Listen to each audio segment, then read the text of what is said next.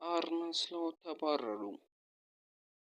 ሊቨርፑልን የሚረከቡት አዲሱ አሰልጣኝና አነጋጋሪዋ የ11 ስብስባቸው አንዶኒ አሪዮላ ወደ ሊቨርፑል፣ ሙሐመድ ሳላህን የሚተካው ባለ 87 ሚሊዮን ፓውንድ ኮከብና አዲሱ የሊቨርፑል እቅድ። ሰላም ጤና ይስጥልን የቻናላችን ተከታታዮች፣ ዛሬ በአንፊልድ የወጣውን አስደንጋጭ ዜና የእግር ኳስ ዓለም እያነጋገረ ይገኛል። ሊቨርፑል ደካማ የውድድር ዓመት ማሳለፉን ተከትሎ ዋና አሰልጣኙን አርነ ስሎትን ከኃላፊነታቸው አሰናብቷል። አሁን ላይ የቦርንማውዙን አሰልጣኝ አንዶኒ አሪዮላን ቀያዮቹን በመረከብ ቀዳሚ እጩ ሆኗል።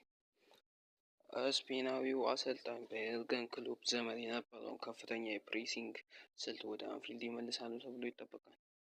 ታዲያ አሪዮላ በሚቀጥለው ውድድር ዓመት ይዘውት ሊሰለፉ የሚችሉ ሶስት ታዋቂ ተጫዋቾች ያስቀነሰውና በ164 ሚሊዮን ፓውንድ አዳዲስ ፈራሚዎች የሚያዋቅረው ያ ሊቨርፑል ምን ሊመለስ ይችላል? ዛሬ በዝርዝር እንመለከተዋለን። ሰብስክራይብ ማድረጋችሁ እንዳትረሱ። ወደ ዝርዝሩ እናልፋለን። በግብ ጠባቂ ስፍራ ላይ ምንም እንኳን አሊሰን ቤከር ወደ ዩቬንቱስ ሊዘዋወር ይችላል የሚሉ ወሬዎች ቢኖሩ ኮንትራቱ እስከ 2027 በመሆኑ የአዲሱ አሰልጣኝ ስም ቁጥር አንድ ተመራጭ ሆኖ ይቀጥላል። እንደ ሙሐመድ ሳላህ እና አንዲ ሮበርትሰን ያሉ ተጫዋቾች ቡድኑን የሚለቁበት በዚህ ወቅት የእሱ መሪነት ሊቨርፑል ወሳኝ ነው። ወደ ተከላካይ መስመሩ ስንሄድ ኢብራሂማ ኮናቴ ቡድኑን መልቀቁን ተከትሎ ክፍተቱን ለመሙላት በ55 ሚሊዮን ፓውንድ ከሬንስ የፈረመው የ19 ዓመቱ ፈረንሳዊ ጀረሚ ጃኬታ በቀጥታ ወደ መጀመሪያ ተሰላፊነቱ ይመጣል። ከእሱ ጎን በቡድኑ አምበል ቨርጅል ቫን ዳይክ ይቆማል። ቫን ዳይክ በሊጉ ሁሉም ደቂቃዎች በመጫወት አዲስ ታሪክ የሰራ ቢሆንም በሚቀጥለው ውድድር ዓመት 35 ዓመት ይሞላዋል። በግራ ተከላካይ ስፍራ አንዲ ሮበርትሰን በመተካት ወጣቱ የሃንጋሪ ኮከብ ሚሎሽ ኮርኬዝ በቀዳሚ የበርንማውዝ አሰልጣኝና በድጋሚ ይገናኛሉ። በቀኝ ተከላካይ ስፍራ ግን ኮነር ብራድሊ በጉዳት ላይ በመሆኑ እና ጄሬሚ ፍሪምፖንግ ደግሞ ለአጥቂ መስመር ስለሚመች ሊቨርፑል የ2 ሚሊዮን ፓውንድ የውል ማፍረሻ ያለውን የኢንተር ሚላኑን ዴንዘል ዱፍሬስን ለማስፈረም ይንቀሳቀሳል። ይህ ዝውውር እንዲሳካ አማካኙ ከርተስ ጆንስ ወደ ሚላን ሊያቀና እንደሚችል እየተነገረ ይገኛል።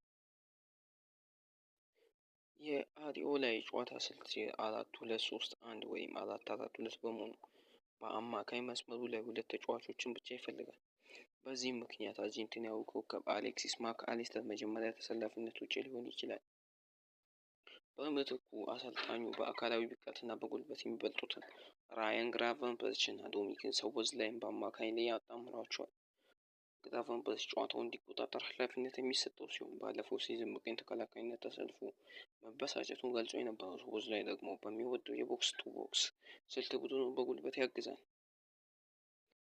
አሁን ደግሞ ወደ አጥቂ መስመሩ እንለፍ።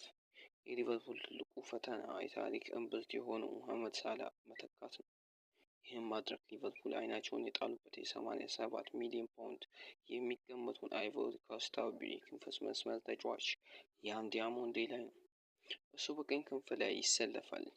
በግራ ክንፍ ደግሞ ባለፈው ሲዝን በ29 ጨዋታዎች ድንቅ ብቃት ያሳየውን ኮዲ ጋክፖን በመቀመጫ ያሳጠው የ17 ዓመቱ ድንቅ ወጣት ሪዮ እንጉሞዋ የመሰለፍ እድል አለው።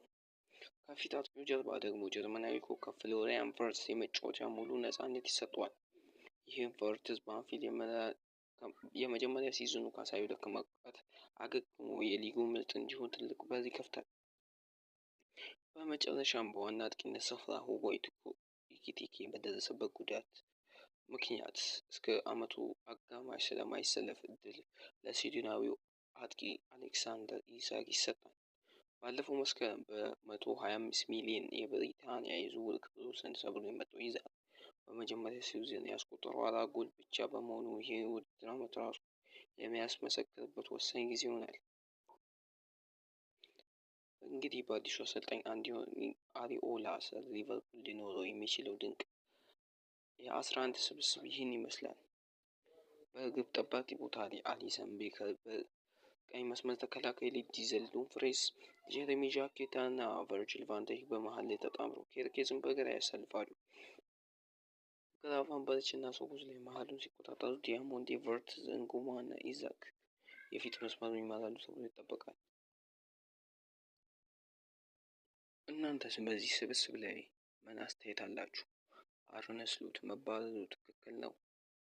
አሪዮላስ ሊቨርፑል ወደ ክብር ይመልሱታል? ያላችሁን ሀሳብ ኮመንት ላይ አስፍሩልኝ። ቪዲዮውን ላይክ እና ሼር ማድረጋችሁ እንዳይረሳ። በቀጣይ ቪዲዮ እስከምንገናኝ ቻው።